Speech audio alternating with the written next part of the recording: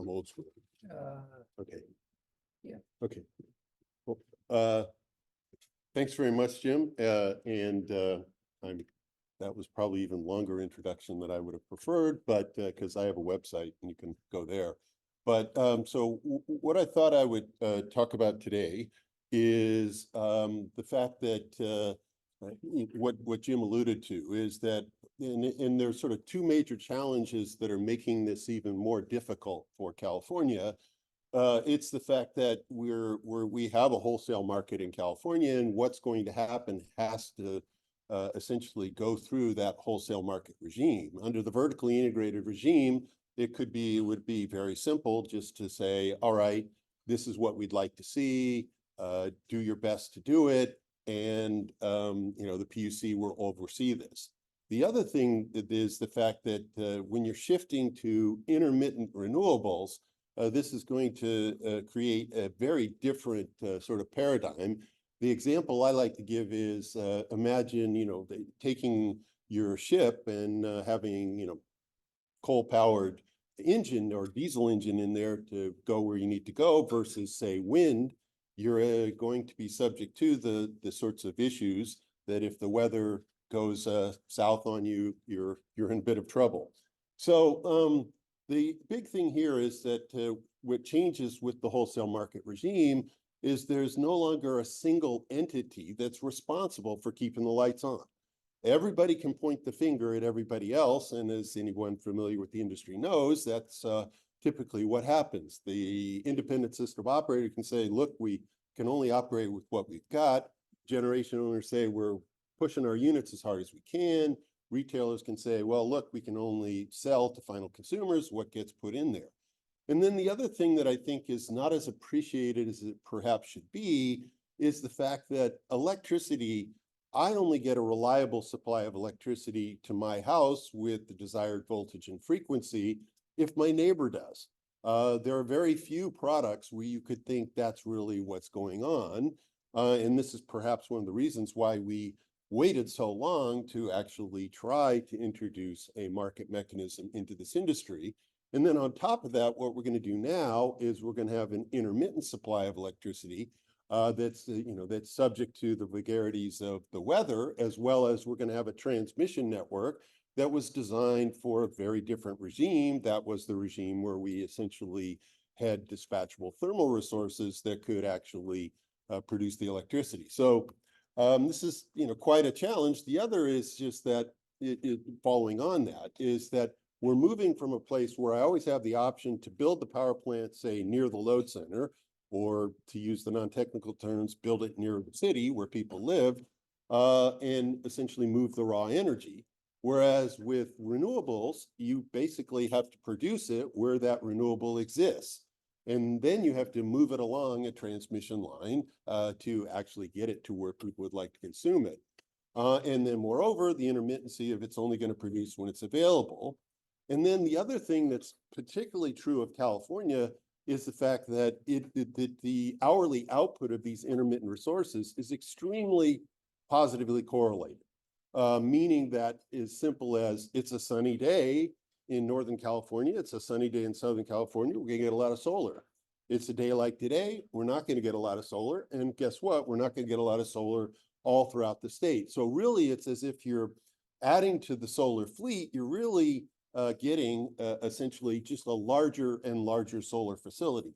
And for folks that like eigenvectors and eigenvalues, you can go to a paper here that sort of does that mathematically to show that essentially this tremendous degree of contemporaneous correlation, which is really challenging to manage, as you'll see.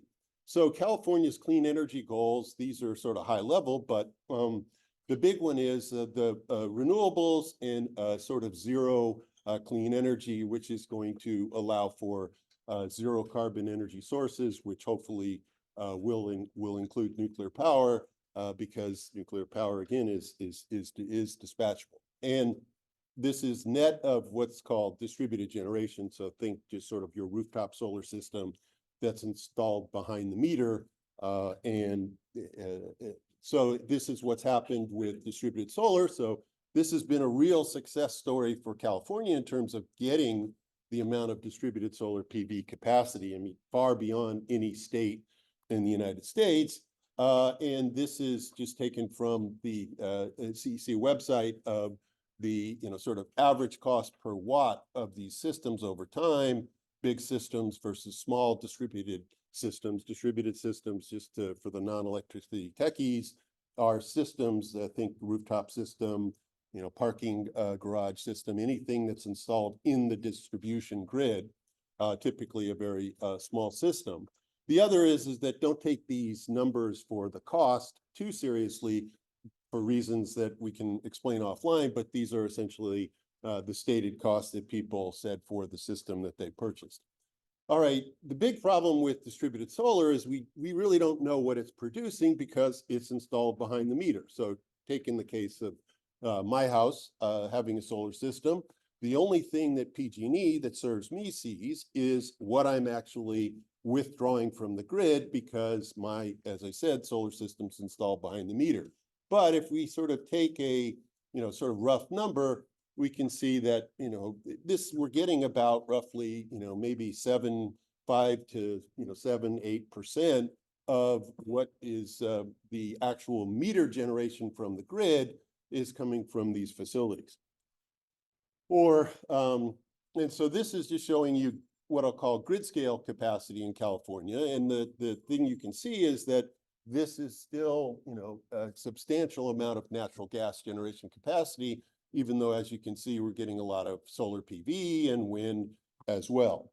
So what's happened since essentially the start of the kind of ambitious goals towards renewable energy is that we've essentially retired about 9,500 megawatts of natural gas-fired capacity. These are according to CEC numbers, as well as the San Onofre nuclear generating facility. So I just added that up to get the dispatchable generation. Think that's stuff that if you press on the accelerator, you get more. If you stay off the accelerator, you get less. In the case of, we replaced it with about 12,000 megawatts of solar PV, grid scale capacity, most of it out in the desert. If you ever drive down I-5, you'll see a lot of it. And you'll have a great buzzing sound as you drive by. And the other is solar thermal and a bit of wind. So we essentially did about an even swap, but it's not really an even swap in terms of energy.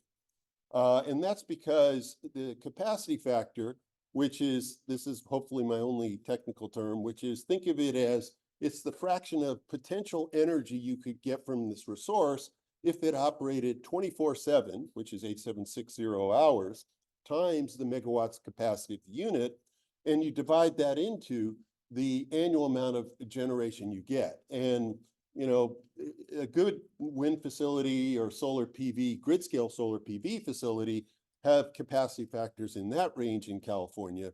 Whereas, Diablo Canyon, which is the nuclear facility up in the north, that has a capacity factor of, between 90 and 95%. And one of the big success stories of the past, say, 20, 30 years in the electricity supply industry is this tremendous increase in capacity factors of nuclear units. Combined cycle natural gas units can have very high capacity factors, but they're going to depend upon, need. There are, combined cycle units, maybe not in California, that are operating at, very high capacity factors. So the basic point of the conclusion is that we're sort of replacing stuff that is responsive to our desires with stuff that is responsive to the weather, and very probably volatile in its response to the weather. So the question is, how do we keep the lights on now that this has happened? And the thing you can see is that we're pretty much, this is now generation. So think of this as energy produced. And the thing you can see again is that, yes, we are getting wind and we are getting solar, but we're still pretty much consuming almost the same amount of natural gas-fired generation being produced. And then the other thing that's somewhat difficult to tease out is we're probably driving that generation more like a teenager rather than a 65-year-old man, in the sense that we got to turn it on, turn it off in order to fill in when the renewables disappear. So essentially, but this is just telling you how much generation kilowatt hours are produced, not, if you like, the kind of gas mileage we're getting, or in the language of electricity, the heat rate. We might expect, higher heat rates as a result of the fact that we're doing high average heat wave. The thing that saves California is the fact that we are import dependent, and we have a lot of interconnection capacity with the rest of the West. This is actually a very good thing, and as I'll go through an example, is one of the ways that we're able to keep the lights on when the sorts of things that we expect would happen might happen. And the other thing about it is we're part of this big, large interconnection, which is called the Western Interconnection. Think of this as a integrated kind of grid, and contains parts of, as you can see, two provinces of Canada, British Columbia and Alberta. And British Columbia has lots of hydro, which is very good.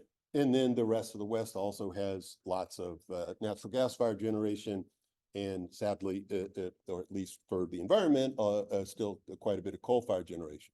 And so what California does is quite reliant on imports. We get about, last year, probably about 30% of the electricity from imports. And that's been, as you can see, holding pretty steady. So what's been the cost of what California's been trying to do? I think cost is kind of like, you got to compare to what. And so the only other state that really has probably as ambitious and as large a share of intermittent renewables is, believe it or not, Texas. And so a comparison you can see is residential prices average residential prices in California, about 25 cents. Now there are increasing block price sales rules and other kinds of things we won't get into, but this is just what residential customers pay for their average kilowatt hour. Overall, it's 22 cents. In Texas, it's about, as you can see, 13.76. These are from DOE EIA numbers. Overall, about 16 cents. The interesting thing is that both obtain roughly about 25% of their annual energy consumption from renewables. The difference is, though, is Texas is its own interconnection. What does this mean? This means that it cannot rely on imports. And one of the reasons it perhaps likes that is the fact that that means that essentially it's not subject to what's called Federal Energy Regulatory Commission, FERC, jurisdiction. And so it is responsible for, it does not engage in interstate commerce of electricity. The interesting thing, though, is that, both places, natural gas is essentially the input fuel that is essentially, if you like, setting the price in the short-term wholesale market. But the big difference in prices here is not short-term prices, largely because prices in the short-term prices at two locations are quite similar.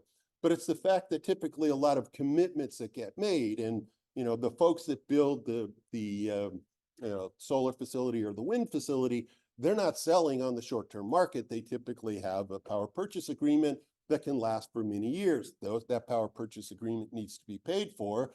And so really you could think of the retail price as sort of what I've done in the forward market to kind of get new renewables in, what I'm doing in the short-term market to essentially balance out relative to what I might have done. And then A/S is there's operating reserves. One of the big things that we have to do in a market with a lot of intermittent renewables is we've got to have operating reserves to be responsive to effectively small changes in that supply to make sure the lights stay on. And then we got to pay for the transmission grid. That's P transmission. We got to pay for the distribution grid. And then other is the place where California excels in that sense of, there's things like energy efficiency programs, low-income energy programs, all these kinds of things that enter into how we set the price of electricity. And, as I said, these are, in fact, different, probably the two big reasons why California and Texas are, quite so different. So one of the big things is the fact that California embarked pretty early on a pretty aggressive solar strategy, whereas Texas stuck with wind. And maybe the best thing to do is just look at the graph that it's the far left. this is data from what's called IRENA, which is the International Renewable Energy Agency, that collects information on renewables projects. And what you can see is the sort of dollar per cost a watt for wind up until very recently was much, much lower than the dollar per watt cost for a grid scale solar facility. California went solar, which is very expensive. To get those solar guys to build, you have to give them that contract that gives them a long period of time. But good news, it certainly seems to have driven down what the cost of solar is. But you're still having to pay for the fact that to get that solar facility in. And then the other is that California, at least initially, before say 2013, most of the renewable capacity that existed in California was in fact wind, precisely for the reason that you can see in that graph. So the other thing is the question of distributed versus what's called grid scale solar. So distributed solar is, think of that's the stuff that's on my roof. And the other thing that's happened is that we've gotten very good at essentially building grid scale solar systems, tracking systems, coming in and just, replicating that thing, capturing economies to scale. And as you can see, just a summary, if you don't want to look at the table, as currently, at least according to IRENA data, roughly about the cost, and again, cost is cost, there's none of the subsidy support mechanisms, just what's the cost, roughly what's called, think of it as the average cost or levelized cost of energy. Simple way to think of that is just is essentially the discounted present value of energy produced divided by the discounted, divided into by the discounted present value of the costs that you incur. It's roughly about 1/3 for a grid scale system relative to, say, a distributed system. But you've got to pay for those distributed systems that you, under California Solar Initiative, actually had. So that gets factored into the other portion of retail prices. So the other thing about it is that when you put a lot of rooftop solar systems in, you also often have to worry about the fact that the energy can go in the opposite direction. So for example, again, on my house in the middle of the day when the sun is shining and nobody's at home, I'm feeding electricity to the grid, and so are a lot of my neighbors. So what that means is that the distribution grid often needs to accommodate that. That costs money. That's going to add to the distribution price. Then this is just some data collected from the PUC. So that is also going to push up potentially the price of the P distribution that you saw before. So Texas, interestingly enough, had very, very little distributed solar capacity, largely for the reasons that we talked about. It was very expensive. And so that's another thing that didn't factor in. California also had a storage mandate where what this meant was that there would be storage to effectively manage the fact that the solar doesn't produce at night. And again, very little of that in energy efficiency. So sort of to summarize the cost differences, you could say, okay, California's ambitiousness and aggressiveness certainly helped a lot of other places, but certainly California had the endpoint of the higher retail prices as a result. And so this is sort of where we're at. Now the question is, the other part of it is that what I'll call the benefits of geography. California is a long, skinny state. The sun goes like this. So essentially this means that just what I talked about earlier is that it's a windy day in California. It's not a windy day in California. It's a sunny day in California. It's not a sunny day. Texas, you could kind of think of it as that it's almost as wide as it is height, north-south. And moreover, if you look at the wind belt in the middle of the country, it is an extremely rich area for wind in West Texas. So, both the fact that you can get this, if you like, temporal nature of renewables, you can break out that contemporaneous correlation and essentially get much more, if you like, somewhat reliable source of renewable energy. And I'll try to at least give you some reasons why that may be the case. So this gives you the hourly wind output in ERCOT. ERCOT is the Electricity Reliability Council of Texas, which pretty much includes everything but the Texas Panhandle. And as you can see that Texas had 37 gigawatts of wind capacity, and you can see looks pretty good, sort of concentrated there in the middle. Now let's add in recently that Texas has added, because of the declining cost of solar, it's added in quite a bit of wind and solar. And you can, this is giving you the hourly output, but there's two things that I sort of want you to take from this. Is first, is there are certainly hours where you're getting almost nothing from wind and solar, even in Texas, but and hours when you're getting quite a bit. So a massive amount of intermittence. So think of it as each one of these. What I've done in this histogram is just for each of the 8,760 hours in 2022, we're just throwing it into one of these bins and we're counting up the numbers. So think of it as the total count should be 8,760. And this is just showing you that.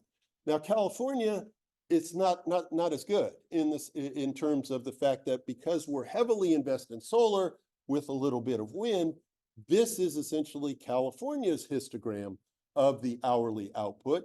And just to give you an example, the median value of this for 2023 is essentially roughly about 3,500 megawatt hours. What does that mean? That means that roughly 50% of the hours of the year in 2023, you got less than this amount of energy from the renewable resources. And good news is 50% of the time you got more. And this is kind of showing just for solar. And as you can see, the one thing that we've done is we've taken out the times when the solar facility doesn't produce, anything, or and so the spike at a very low level is just saying you're getting very little solar, like on a day like today. Probably in this hour, you're not getting a whole lot. You're probably getting a little. So this is essentially just talking more about the fact that geography matters, weather matters, and now, whereas before you could think of it as with dispatchable wasn't as important. The other thing that I just wanted to put in a plug for is that we still don't have any dynamic pricing. We have TOU pricing, but TOU is essentially just one price better than a single fixed price. What we want is prices that are responsive to real-time system conditions, because those are the things that are going to essentially allow us to balance the system. And this is not, I think, difficult. And, given all the modern technology we have, very possible, and that's discussed in the book that Jim referred to, is I really think, in this world now, whereas previously we would dispatch supply to meet demand, now we need to essentially, dispatch demand to meet a forecasted supply of intermittent renewables. So this, I just wanted to talk about is, so how are we keeping the lights on? And what we're doing is, this is just taking the example from the blackouts that probably folks might remember from the 2020. And what I've done here is just plotted up the load shape. So this is the hourly demand in California on 3 different days in 2020. And then you might see this guy right here and you wonder why I have that there. Hopefully it'll become clear in a minute. But you can see that these are all, except for that day, extremely high demand days. And so this is exactly where the firm load, had to be curtailed. And so what really happens now that we're transitioning to a renewables dominated system, intermittent renewable dominant system, is not as much demand, but what we'll call net demand. Net demand is essentially the difference between system demand and the amount of output that you're getting from the intermittent renewables, wind and solar. And so as you can see, when the solar disappears at the end of the day, what we've got is we got to fill in with resources that, can move and move according to our demand. And so the big thing that the ISO is worried about is this very rapid ramp up in a sort of 3-hour interval, because you've got to have generation capacity, either imports or thermal resources that are cranking up to be able to meet that demand as the solar demand goes away. And this is showing the same thing on the 15th. So these were the 2 days where there's firm load curtailed. So what happened? Well, what we've got is the hourly production of solar energy in California on the various days. And so what I've done is that's where now you can see June 29th comes in. You can see that on June 29th, we got the most solar production during that time period versus on August 15th and August 14th. And then what I'm doing here is just the delta on the worst day relative to the 29th. And, so what's going on? These are the same solar facilities, but we're getting a whole lot less out of them. Well, it's because June 29th is an ideal day for solar production. The best day for solar is a cool, very sunny day. And it's largely because, and with no particulate matter, which is also what we want, because the solar panels work off the fact that light hits the panel, produces electricity. And so essentially the difference is now, if you look at the temperature in Barstow, you can see that it's extremely hot there on those days, but not very hot on that June 29th day. So this is another source of uncertainty and that is really going to play into, what are those panels going to do? How is it going to work? So this is, as we said, is that the efficiency of the panel of converting light into energy, declines as the temperature gets higher. And as the temperature in the panels on those days gets very high, you're not getting a lot. Same goes, a similar sort of logic works for wind, is on extremely hot days. Wind works off, essentially, wind occurs because of temperature differentials. That's why it's typically windy near the ocean. It's because land versus water. And so, the same sort of things happening here. You can see that on this rather mild day on June 29th, we got a lot of wind production in the state, but on the days of the 14th and 15th and all the other days, got very little wind production, because when it's really, really hot outside, you don't get a lot. So what do? Well, we're going to essentially rely on neighboring control areas or neighboring states. And so, what happens is California purchased electricity from the rest of the West. Now, there's certainly nothing wrong with that to keep the lights on. But as you can see, California runs what's called a day-ahead market, where generators will schedule what they think they're going to do. And then real time is actually what actually ultimately happens. And so the reason I put this up is just to show that on the June 29th, you can see that there was a lot of imports scheduled into California. Why was that? Well, because it's not very hot in the rest of the West. California is typically the high price region in the West. They would like to schedule to sell a lot in the West. Whereas on these other days, when it's hot in California, hot in the rest of the West, they're basically saying, we're not really interested in selling a lot into California, because we have to make sure to be able to meet our native load obligations in our states. So what happened? Well, so what happened is that on the, you can see that real-time imports cranked up quite a bit between the 14th and 15th. So that even though, if you like, this, 16th, 17th to the 18th were far worse in terms of, say, weather conditions, California beat the bushes to make sure that there were sufficient imports to get in to essentially avoid curtailing firm load. Now, the problem with that is that as you look at the fuel mix of electricity imports, what I've done here is essentially graphed up generating capacity in the Western US, excluding California, and you can see there is quite a bit of coal-fired power plants and quite a bit of natural gas-fired generation. California has de minimis amounts of coal-fired generation capacity, so odds are most of what we're bringing in when we're importing is very likely to be more carbon intensive than what we could produce from, say, combined cycle units inside California.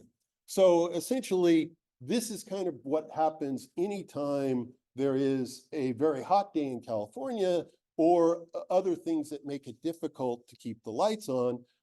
is California will rely on imports.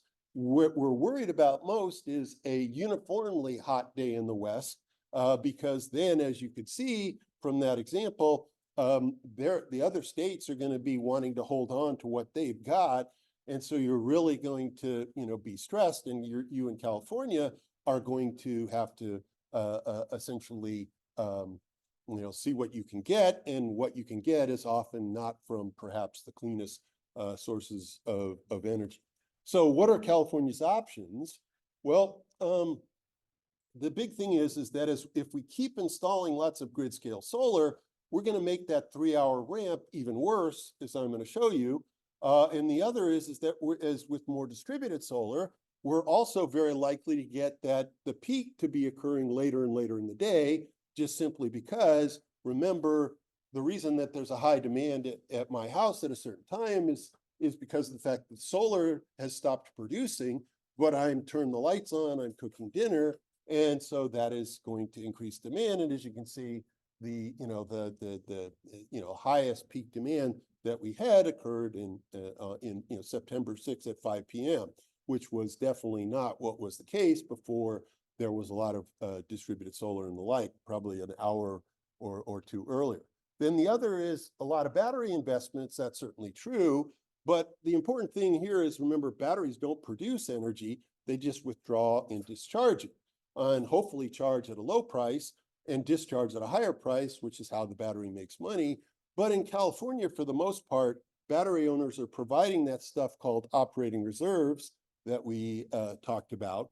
Why? Because that's what they're really good at. I mean, what you want is the ability to inject a whole lot of energy very quickly, say when the wind and solar solar disappears, or very quickly withdraw energy for the same reason when the wind and solar kicks up. So, and then the other thing that is also true is that the battery owner can make more money selling this reserve, because by and large, it's not going to have to spend a refresh cycle to be able to, to make the money. It's just going to be sitting there and probably doing, pretty much what, if you have a Prius or whatever it does, of just capturing the energy when you brake, or putting the energy onto the tire, operating in a very limited range of the battery, which means the battery will last a lot longer.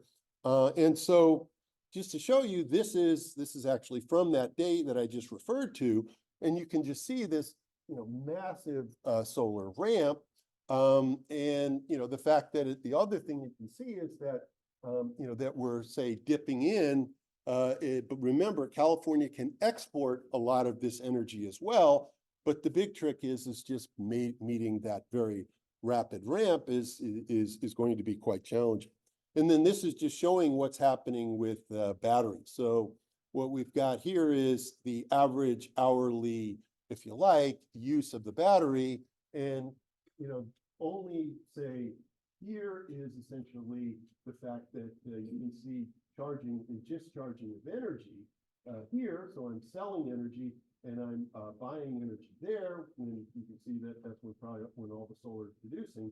But primarily what I'm doing is selling all these things that are complicated words, but are certainly more valuable to the battery owner than essentially playing the energy arbitrage. Because remember, the battery owner makes the difference between what they bought the energy at and what they sold the energy at.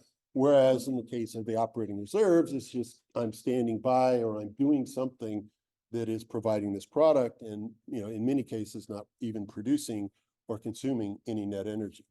So just to finish up is that replacing this dispatchable with intermittent capacity is hopefully very challenging. And the thing is that I find particularly interesting is that it combines physics with economics with essentially finance in some really interesting ways, because you can't see electrons, okay? You can't see what color electrons are. You can't see if electrons were delivered, but there's just a lot of volatility in terms of that we're introducing with this intermittent renewables that is leading to price volatility, which means we need hedging instruments, which means we as well need to understand the physics of the grid to be able to make sure that we maintain the frequency that doesn't fry the charger on your computer, or voltage, similar sorts of things. And so, what this is becoming is really very challenging for the set of people that are working on this. Makes it very exciting. But the other is that increasing imports is certainly one way to deal with it, and getting demand involved. This is definitely an area that we're very interested in. And the nice thing is that electric vehicles are a fantastic way to provide this sort of demand flexibility, largely because, particularly if they have like a level 2 charger or a level 3 charger, I mean, that really shifting when you charge, how you do your charging, can be a huge boon to, if you like, dispatching demand and to meet this uncertain forecastable supply. So that's kind of the good news of electrification of the grid, is that you're able to now separate when you actually withdraw the energy from the grid to fill your car from when you use the battery. And then finally, I just say the most promising thing, and probably the thing that makes California policymakers have the biggest sort of upset stomach, is essentially integrating with the rest of the West. And so, if the California could expand the ISO to the entire West, it could harvest a lot of cheap renewables. It could harvest a lot of cheap natural gas, low carbon sources of electricity, and do it in a very efficient manner. There are attempts at doing that now, the so-called enhanced day-ahead market. We've been running the energy imbalance market for a number of years as well. But one of the big problems is that I certainly learned is that there's a lot of suspicion of California in the rest of the West, and hopefully California can overcome that, because hopefully, as I've shown, I think it's in California's interest to try to integrate with the rest of the West. So I'll stop.